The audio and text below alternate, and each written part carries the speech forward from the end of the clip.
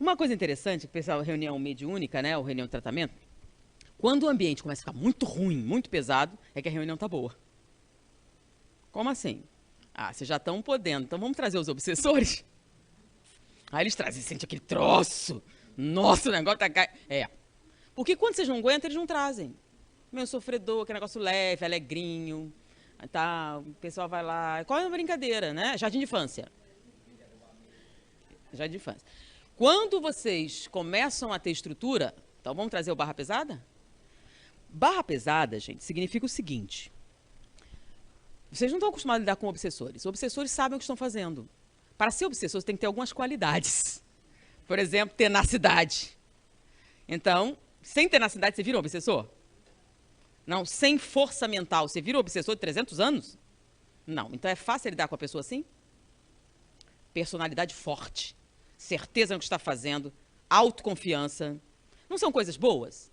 São. Não sei de onde vocês tiraram toda obsessão a gente uma pessoa má. Tá? Por exemplo, tem um experimento. Imagine você ser considerada uma pessoa boa. Você chega em casa e encontra um homem atacando suas filhas. Aí você tem um ato de violência, mas não consegue. E aí você assiste elas serem destruídas. Você é tomado de ódio. Pode acontecer? Vira um obsessor. Porque você é uma pessoa má? Ou você enlouqueceu pelo sofrimento? Então, sempre pense que aquela pessoa que está ali é um doente.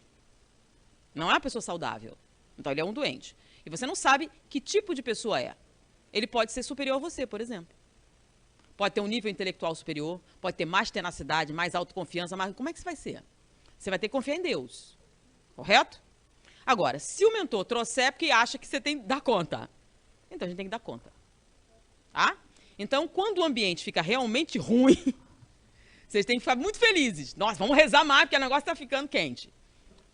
Porque agora eles podem trazer. E são esses que realmente perturbam, né? Um sofredor faz que diferença, gente? O cara não sabe que morreu. Está atrapalhando o quê? Aí a gente chama de obsessor, é até ofensa. O cara não é um obsessor. Tá? Não é um obsessor. O obsessor faz coisas muito interessantes. Tá? E sabe exatamente o que está fazendo e faz de propósito. E o pior disso, sabe por que a gente não gosta muito de falar com obsessor? Você pode ouvir uma coisa. Você vai falar para mim, te conheço. Te conheço. Como você não quer ouvir isso, não traz. Você pode encarar um obsessor? E manda ele calar a boca. Você pode mandar? Para certa caixa de espírito é necessário muito jejum e oração. Lembram? Lembram ou não lembram? Por quê? Porque para você mandar ele se calar, você tem que ter o quê? Senão, não cala. Então, eles nem trazem, porque não vai dar certo, não vamos nem trazer. Não vai dar certo, então... E aí, se você não pode calar? Sim, então a gente não vai atender? Vai. Aí você ora e pede ajuda. E se você for veículo, ele até cala. Mas não foi você. E você tem que ter muita coerência para saber que não foi você. Tem que ser humilde. Se você não for humilde, não vai rolar, não vai funcionar. Você está entendendo? Se você não for humilde, se curvar uma força superior a você, você não vai conseguir o que não tem. Porque se você não tem moral, você pode usar técnica. Mas para você usar, vai ter que confiar na espiritualidade. Deu para compreender? Então, elas são medíocres por quê? Porque o que deveria se fazer não faz. A gente está tão preocupado com a técnica mediúnica, com isso, com aqueles meandros, se a mesa é branca, se ela é preta, se ela está virada para a direita, para a esquerda, a luz solar, se acendeu a luz na hora certa. Vamos, 1, 2, 3, liga. Agora desliga. Que a coisa mais importante, que é a moralidade, é secundária. Olha só. Você está no salão, na aula doutrinária, cobiçando a mulher alheia. Cobiçando para valer. Aí você vai para a reunião mediúnica doutrinar. Não é não? Olha que interessante. Você deu dinheiro para o seu neto fazer o aborto, porque ele engravidou a namorada de 15 anos, e vai para a reunião mediúnica. Sério, posso trazer um obsessor aqui? Ele vai fazer miséria, vai destruir tudo. E não há nada que você possa fazer. Por quê? Porque você não tem moral suficiente. Entendeu? Então, se você está enganando seu marido ou sua esposa, Ah, não precisa nem enganar, só de cobiçar já dá galho. Aí você vai para a reunião mediúnica. Não vai dar certo. Né? No que você falou, nós que para o passista, ele precisa ter boa energia, querer fazer para que se aproxima e faça o trabalho. Aí eu lhe pergunto... Querer ajudar. Querer ajudar. Aí eu lhe pergunto, no caso do passista, não ter absolutamente nada para dar, mas a pessoa que está ali à frente dele é necessitada. Como é que esse passista poderá ajudar, a não ser os espíritos fazendo o trabalho, não é isso? Por isso que eu falei, normalmente, o que é que os espíritos recomendam? Que você dê passe no centro, certo? Vocês leram André Luiz sem prestar atenção na historinha? Se você lê André Luiz sem prestar atenção na historinha, você vai ver que eles têm baterias, acumuladores, eles têm reservas. Tem o centro espírita, não é só a parede, tá? Então, um centro espírita não é uma casa qualquer. Então, o que eles fazem com as paredes? Revestem de proteção, tá? Eles têm reservas de energias, num caso de necessidade. Eles têm uma série de coisas. Então, por exemplo, se você entrar aqui, nesse ambiente, sem ninguém, e ficar aqui, e por favor me ajude, vai acontecer. É como se tomasse um passe. Da onde veio o passe? Você ouviu falar de Mesmer? Tá? O que é água fluidificada, gente? Né? Você não põe energia na água? E ela não fica e você leva para casa? Você não acha que nas paredes não tem, não? É? Aqui? Então você entra aqui, não tem ninguém. Por favor, me ajude. O que acontece? Busca e achareis. Pedi, lembra? Pede. Que tem. Não tem ninguém para dar o passe. Entra, senta. Quantas vezes? Então vamos lá. Você precisa realmente de alguém? É bom. Não tem ninguém, os exércitos estão aqui. Tá? Então, a sala de passe, por exemplo, as cadeiras também estão. Só de sentar ali você se sente diferente. Lembra quando você entra hoje? Quantos anos já se passaram? Quando você entra na caverna onde morreu Francisco de Assis, e olha que fizeram a catedral, fizeram um monte de porcaria lá, dinheiro. Mas quando você entra ali, você sente. Por quê? Porque as paredes estão o quê? Quantos anos se passaram e ainda está? Você está entendendo? Aí, se você entrar ali e pedir, por favor, me ajude, a pessoa sai. Quantos relatos? Não é só fé, não. Divaldo viu. Aquilo ali brilha. E ele não está lá há quanto tempo? Então, chama-se bom senso. Isso tudo está escrito em André Luiz, está escrito em Filomeno de Miranda, todas essas coisas, né? A gente é que cria uma série de dificuldades. Os espíritos são bons demais, mais do que a gente merece.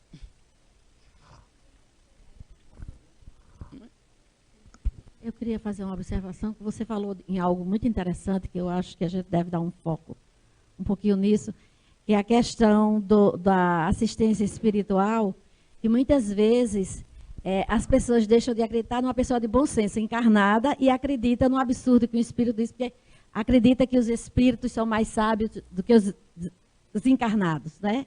E você falou nessa questão da subjetividade, todo espírito que vem dar uma comunicação, ou que vem dar uma mensagem, ou que vem dar qualquer ensinamento, ele está dando a opinião dele, o que ele viu, como ele vê, aquilo que ele está respondendo, para a gente ter esse bom senso de o espírito está dando a opinião dele, está dando o que ele conhece, está dando o que ele, do ângulo dele, mas necessariamente não é a verdade, né? A verdade absoluta, pelo menos. Eu ouço muitas pessoas falando do diabo. As pessoas falam do diabo constantemente, né? Que o diabo é inteligente, o diabo é isso, que o diabo é aquilo, que tem esse poder, tem a coisa, né? Mas no fundo, ninguém acredita, né? Então vamos pensar em alguém inteligente, o que ele é capaz de fazer. Tem um filme interessante chamado Silêncio dos Inocentes. É um filme sobre um psicopata assassino canibal. Lembram? Aquele personagem ali não é real. Tá? Porque ele nunca foi preso. O tal assassino canibal existiu, tá? Ele era um psiquiatra e escreveu coisas sobre os pacientes, mas nunca foi pego. Então, aquele personagem representam 3 psicopatas diferentes. Agora, o fato dele poder matar só falando é verdade. Lembram o cara do lado? Ele começou a falar até que o cara se enforcou. E ele não era nem morto. Estava vivo. Então, você pode induzir alguém a se matar só falando? Se você souber o que dizer, pode. Tá? Então, se não fosse a misericórdia divina, a gente não tinha a menor chance. Então, um obsessor, ele entende uma coisa. Obsessores não querem matar você. Porque ele sabe que se te matar, você está livre. Então, é a maior estupidez você matar o cara. Ele quer que você se mate. Tá? Porque se ele obrigar você a fazer qualquer coisa, você é uma vítima e toda vítima. Então, ele não quer que você seja vítima. Então, ele quer que você se mate, ele quer que você erre. E vamos lá, tem um outro filme interessante chamado Ligações Perigosas. Eu acho, só não dá pra passar um tempo porque ele é muito pesado. Mas, se você assistir aquilo, é a mais perfeita descrição de um obsessor de categoria. Quando ele diz para a moça, tá? O que ele quer fazer com a moça? Ele quer seduzi-la. Mas ele não quer seduzi-la. Eu não quero simplesmente seduzi-la, porque isso é fácil. Eu quero que ela abra mão de todos os seus sensos morais por minha causa. Tá? Que enganar, se engana, né? Eu estou apaixonado por você, a pessoa está enganada, está iludida, é uma coisa. Agora, fazer com que ela abra mão daquilo que ela acredita é mais sutil e muito mais pesado. Porque ele não precisa fazer nada, ele só olhar de camarote e ela vai sofrer sozinha. E ele vai poder fazer isso muito tempo. Porque se ele for atrás, ele perde esse espaço de tempo. Então, ele quer assistir você se contorcer. Então, ele não vai forçar a barra. Ele vai fazer o quê? Ele quer que você um dia... Meu Deus, eu sou estúpida. Meu Deus, ele quer que você faça isso. Ele não. Entendeu? Porque se ele fizer, você é uma vítima. Você foi enganada, você foi iludida. Ele não quer que você seja iludida nem enganada. Ele quer que você se dane mesmo. Um bom obsessor faz assim. Eu admiro um obsessor, porque fez parte. Muitos oradores espíritas dizem, eu era mentor, eu era isso, eu era aquilo, eu era um avatar. Não, eu era obsessor. Antes de entrar para o espiritismo, eu era um obsessor. Devia ser bom. Tá? E eu era inimiga da religião por causa da Inquisição. Muito mesmo. Achava a maior hipocrisia do mundo você ser capaz de queimar a pessoa viva e depois que nosso Senhor Jesus Cristo nos abençoe. Então você chega assim, nosso Senhor Cristo assim, mas você viu aquela mulher, nossa, ela é falsa. E senta o pau. E a gente fala de Jesus o tempo todo, enquanto trai a mulher, enquanto engana, enquanto mente, enquanto calunia, enquanto prejudica, na maior cara de pau. Por isso que é fácil ser obsessor. Tá? Difícil é o outro lado.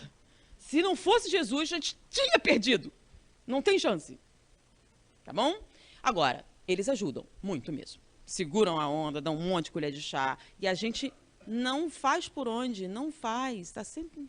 Aí, quando acontece, é porque você já teve muita chance, mesmo assim, deixou para lá. Tá? A gente escolhe mesmo, porque a gente quer. Por isso que a caridade é tão importante. O obsessor trabalha com a sua culpa. Quando você se acha ruim, é aí que ele trabalha, porque você aceita a indução. Então, por isso a caridade é tão importante. Quando você faz o bem, então você tem que estimular a misericórdia, a compaixão, o sentimento, não é fazer por fazer. Se você não estimular isso, não tem salvação para a obsessão. Então, vamos falar de uma situação complicadíssima. Um jovenzinho que, de repente, foi muito obsediado. É que foi uma coisa muito rápida ele entrar para as drogas numa intensidade tão grande. Tá? Normalmente você tem um desenvolvimento, mas de uma hora para outra. Dava para ver que tinha uma coisa estranha. A gente já achou que era um quadro obsessivo, as pessoas estavam vendo. Mas a gente tentou vários atendimentos, não acontecia o atendimento, não acontecia o atendimento, não acontecia o atendimento. Aí um dia, num dia que não era para acontecer atendimento nenhum, a reunião de não tinha nada, um espírito se manifesta. Bom, por quê? Porque uma pessoa do centro deu dinheiro para o aborto. Porque ele engravidou a namorada de 15 anos. E ele disse, sabe quem eu sou? Sou o neto dele. Agora, o que você vai dizer para esse espírito? Não foi 300 anos. Foi ontem. Então, para ele, é um assassino. Você está entendendo? Para você, é um feto. Mas para o cara que está do outro lado, é um assassino sanguinário, frio, intencional, triplamente qualificado. É ou não é? Porque o cara é espírita, trabalhador espírita, sabe o que faz e fez assim mesmo. Tem jeito. Me diga. Só reencarnando. Porque, fora disso, não tem nada a fazer. E reunião de diretoria é hora de fazer isso, mas era o dia que ele não estava presente. Deu para entender? Então, essas coisas acontecem. E você diz assim, é porque o obsessor é mais poderoso? Não. São nossas escolhas que fazem isso. Tá? Nossas escolhas fazem isso. Então, vamos lá. Você tem um padrão de vida. Você poderia ter 4 filhos. Ah, mas eu quero que meu filho tenha do bom e do melhor, quero isso, quero aquilo outro. Aí você só tem um. Financeiramente vai ser muito vantajoso. Mas você vai ter um filho e 3 obsessores. É tão vantajoso assim? Se você tivesse 4 filhos, você teria 3 filhos difíceis, mas estão no seu controle. Certo? Uma vida financeiramente mais complicada, mas a mente livre. O que adianta você ter um montão de dinheiro e não poder gastar porque está deprimida? Você tem dinheiro para ir para a Europa, mas não tem vontade. Não tem alegria. Você pode assistir a ópera, pode fazer compras, mas você está em casa deitado na cama. Por quê? Porque não tem. Vive um ambiente oprimido. Não era melhor ser mais pobre poder ir à praia? É grátis. Poder passear, ir ao cinema e ser feliz? Então, dinheiro não é garantia de felicidade. Pensa bem. Você vai assistir um show maravilhoso. Incrível, fantástico. Olha, e não tem ninguém para dividir. Não tem ninguém que se interesse pela sua opinião, para você dizer o que você achou do show. Nada. Me diga, vai ser a mesma coisa? Lembra, quando você assiste um negócio, o que você faz? Liga para sua amiga. Nossa, foi incrível. Não é assim que funciona? Você quer compartilhar. Faz parte do ser humano. E se você não tiver ninguém para fazer isso? Me diga, você tem dinheiro, vai num bom restaurante sozinho. Aí você tira foto e bota no Facebook, para ver se um estranho interessa, né? E assim você alivia o quê? Sua solidão. Mas alivia. Você está se enganando mais ainda. O pior da hipocrisia é você acreditar que está fazendo certo. Você faz, você mente, mas ainda acredita que está bom. Porque qual é o primeiro passo a melhorar? É admitir que tem um problema. Quando você admite que tem um problema, dê o primeiro passo a melhorar. Então, a mediunidade não é um problema, nunca foi um problema, nem nada. O que sempre foi um problema, continua sendo um problema, sempre será um problema, é o quê? Moralidade. Tá? Porque quando você tem isso, o negócio flui, você não precisa fazer nada. É tão natural, não precisa controlar, não precisa nada. Porque aí os mentores fazem, é mole para eles. Entendam bem, se você tiver uma sociedade sem polícia, sem governo, sem nada, sem nenhum controle, só com gente boa, vai precisar? Ninguém vai tirar mais do que precisa, ninguém vai tomar do outro nada, então precisa de polícia? Precisa de governo? Precisa de fiscalização? Não. Agora, se tiver o melhor polícia, o melhor governo, tudo direitinho, se forem pessoas corruptas, eles vão dar um jeitinho. Então, não é a quantidade de leis, é a pessoa. Então, pessoas boas não precisam de fiscalização. Quem é que precisa de fiscalização? Quem não presta. Tá? Então, se a gente pensar com mais transparência, é tão difícil assim? Está no Evangelho, por que a gente tem que complicar tanto? Certo? Como é que a gente melhora? O ambiente está ruim na casa espírita, como é que a gente melhora? Alegria. Saiu o livro novo da Transição Planetária, esqueci o nome do novo. Isso. Então, eles estão falando que os novos ataques dos obsessores centro espírita não é mais sexo, porque o povo tem maior medo, né? Poder, já assusta. Então, quando começa, não, tem um obsessor aqui, já reza. Então, sabe o que eles estão usando? Sabe qual é a arma? A reclamação. Como assim? O que significa reclamar? Clamor público. São duas coisas, queixa e reclamação. Queixa é interno, na mente. E reclamação é público. Então, vamos lá. Você me fez uma coisa, eu me incomodou. Aí eu falo para ele, para ela, para ele, para todo mundo. Vai resolver meu problema? Mas eu estou criando um clima. Aí ele vem e reclama também. Aí, no dia de hoje, recebeu 50 reclamações. O mundo está perdido, não tá? Não presta para mais nada. Vamos largar? Então, o que acontece? O clima não adianta. Você faz um evento maravilhoso, mas não prestou, o clima estava péssimo, fulano brigou, acabou. Toda a alegria que você deveria sentir porque o evento aconteceu, acabou. Morreu no meio das reclamações. Tá? Vê se não é uma ideia inteligente. Eu também faria. E é fácil, você não vai ter medo. Eu não vou sorrar, engana a sua mulher. Não, não, deixa eu rezar. Ah, olha só, ele sabe, por que você não fala com ela? Aí você fala, reclama. É que alivia a sua alma, bota para fora, vomita tudo isso. Só que quando você vomita, suja o chão. Agora, se 50 pessoas vomitarem, como é que vai ficar isso? Todo mundo no ambiente. Aí você vai abalar as paredes. Aí vai gastar aquelas energias todas, porque eles vão ter que limpar, não vão? E vão gastar. Aí sua parede vai ficar seca. Aí você faz as coisas, produz e não sente alegria. Por que não? Vocês não estão produzindo coisas? Não é para sentir alegria? Não, não dá, porque a gente fez, mas não presta. Vê se não é eficiente. Uma vez o obsessor disse um negócio que eu disse, nunca mais saiu da minha mente. Eu sempre vou ganhar. Aí, você não acha muita arrogância? Não, não é, é certeza. Aí ele falou, as pessoas já têm medo de sexo, da luxúria, é difícil trabalhar, isso, aquilo. Mas ninguém consegue vencer o poder da inércia.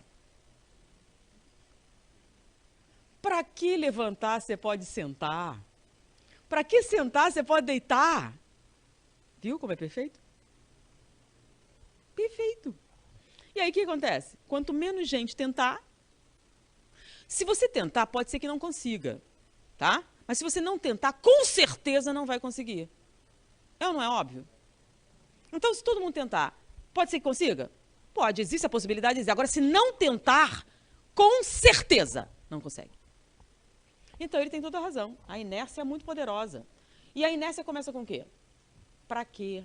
Não adianta, não vai funcionar, ninguém gosta, não consegue. Há quanto tempo você está fazendo, não adiantou nada? Não adianta, desista, não presta, não funciona, não adianta, desista, não presta, não funciona. Se você ouvir isso todo dia, o que acontece? É um mantra. Você já começa, você já levanta, nem adianta. Não vou conseguir, não dá certo. Pronto, ganhei. Pronto, ganhei. E você perdeu. Pensa assim, é uma luta, é uma guerra, tá? E a gente tem que estar sempre o quê? Lembra do orai e vigiai? Não é brincadeira. Então os espíritos estão avisando. Qual é a arma hoje? Queixa e reclamação. E está funcionando, que é uma maravilha. Aparentemente, em todas as publicações espíritas, o movimento espírita não presta, o espírita não presta, o espírita não ajuda, o centro espírita não funciona, ninguém presta. Não é assim? Parece que é uma turma miserável mesmo. Você sabia que os espíritos são responsáveis por 1/3 da ação social do país? E os outros 2? Vocês sabiam que 1/3 da ação social do país é bancada por espíritas? E os outros 2/3 pelo governo? E a pastoral da criança? Dinheiro do governo. E não sei o que lá, dinheiro do governo. Quanto dinheiro do governo vocês receberam para fazer as coisas? Agora soma. Um centro espírita miserável, quinto dos infernos, dá um enxovalzinho, um troço. É ou não é? Agora soma tudo. Soma. Cada centro espírita. E quem está bancando? Quando você soma, lembra que vocês tiveram que preencher aquele negócio? Agora a gente tem uma estatística. 1/3 da ação social do país é bancada por espíritas. O governo ficou muito preocupado e começou a inibir isso. Então, dificultando abrigo, dificultando asilo. Por quê? Porque se vocês resolverem eleger um presidente, então, para eles, é poder político. Eles não entendem que não é esse o objetivo do espírita, mas é perigoso. Então, vão acabar. Começaram a entender? E o espírito é tão ruim assim, gente. Nós somos menos de 11% da população. Menos de 11% da população responsável por 1/3 da ação social. Não é pouca coisa, não. Né? Então, o espírita não presta? Fala sério, gente. Tá? Agora, os espíritos estão muito tristes. Agora, quem são os acusadores? Nós. Isso é que é pior. Nós mesmos. Então, você vem para o centro sem alegria. Então, quem olha e fala assim, não tem nenhuma alegria aqui. A gente tem que estar alegre. Tem que ser um ambiente bom, agradável. Tá? Não é um sacrifício miserável. Aí você está querendo assim, por que você está fazendo esse sacrifício miserável? Porque eu quero que Deus me pague. E ele vai pagar em dobro. Aí o que você está querendo? Está negociando com ele. Então, alegria, a gente tem que ser alegre. Tem que ser feliz. Uma coisa que eu percebi, né? A diferença numa discussão acadêmica, né? Você tem dois acadêmicos, cientistas. E eles estão discutindo. Você vai num congresso, você vê os caras discutindo, estão quebrando pau, dizendo, nós vamos se pegar. Quando termina, ele cumprimenta. Nossa, que discussão fantástica, valeu. Mas ele não estava quase pegando? Sim. Mas para o acadêmico, não é pessoal. Entendeu? É a sua ideia. E a minha obrigação é acabar com a sua ideia e você com a minha. Porque aí você vai fortalecer a minha ideia e eu a sua. Então eles não acham que é pessoal. Eu não estou atacando você. Eu estou atacando seus argumentos. E ele também entende. Então nós podemos discordar sobre qual a cor da toalha da mesa? E eu discuto intensamente, mas essa cor não... Aí você vai justificar. Aí termina, nós não podemos sair juntos, como amigos? Eu não odeio você. Eu só odeio toalha vermelha, ou azul, preta. Não interessa. Desculpa, não tem nada a ver com toalha vermelha. Achei bonita, viu?